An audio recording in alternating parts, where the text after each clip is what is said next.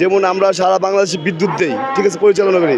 আমরা এই লাইনগুলা সচল রাখার জন্য আমরাও কিন্তু একটা অংশ, আমরা কিন্তু কম না। আমরা বাংলাদেশ আউটসোর্সিং ডিবিটিসির, ঠিক আছে, আমরা যখন এই যে লাইনে কাজ করি, লাইনে কাজ করার পরে যদি আমাদের বৈদ্যুতিক কোনো দুর্ঘটনা ঘটে, আমাদেরকে কেউ কিন্তু মানে আমরা কিন্তু যোদ্ধা, কিন্তু আমাদেরকে কিন্তু যোদ্ধা হিসেবে আমাদেরকে তারা প্রাধান্য দেয় না।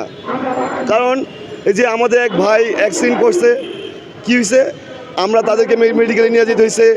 আমরা তাদেরকে আমাদের যে বেতনে পয়সা ওঠে সেই পয়সা থেকে কী করছি, সবাই টাকা দিয়ে তাকে মেডিকেল হসপিটালে নিয়ে তাদের চিকিৎসা করেছি। কিন্তু অথচ দেখেন ডিবিসিও আমাদেরকে দেখে নাই, কোম্পানিও আমাদেরকে দেখে নাই।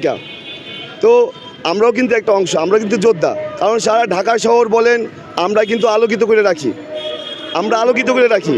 এই যে আজকে আমাদের এই ফেব্রুয়ারির 22 তারিখে আমাদের উপরে পুলিশ বাহিনী যেভাবে করে টিয়ার সেল, পানি নিক্ষেপ, সাউন্ড গ্রেনেড, বুলেটও মারছে।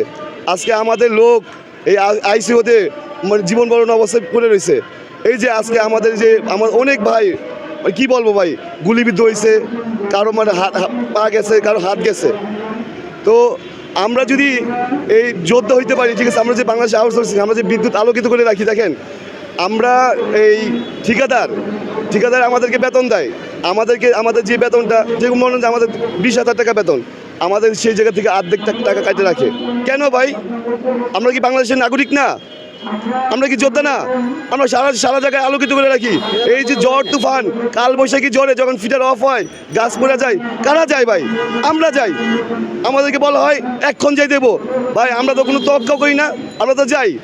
তো আমি বলবো যে এই যে আমাদের উপরে যে লাঠি চার্জ, টিয়ার সেল, আমি মাননীয় ডক্টর ইউনূস সাহেবকে বলবো যে আমাদের এই ঠিকাদার বিলুপ্ত করতে হবে। আমাদের যদি এই ঠিকাদার বিলুপ্ত যদি না হয়, তাহলে আমার মনে হয় যে আমাদের এই যে যারা কাজ করে, ঠিক আছে, তারা মন মতন কাজ করতে পারবে না, তারা করবে চুরি। কারণ তাদের যেই টাকা দেয় 20,000 টাকা বেতন, সেই জায়গা থেকে 10,000 টাকা কাটে নেয়, তাহলে ওই 10,000 টাকাটা কী করবে? হ্যাঁ, ওই যে 10,000 টাকা থেকে সে তো যাইতে তার খাওয়া দাওয়া, তার পরিজন কীভাবে করে চালাবে ভাই? আমাদের নাই বেতন, নাই বোনাস, আমরা কি করবো ভাই? ডক্টর ইউনূস সাহেব কি দেখে না আমাদের?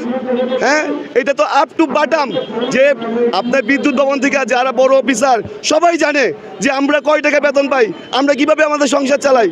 কেন আমাদের প্রতি কি দয়া হয় না?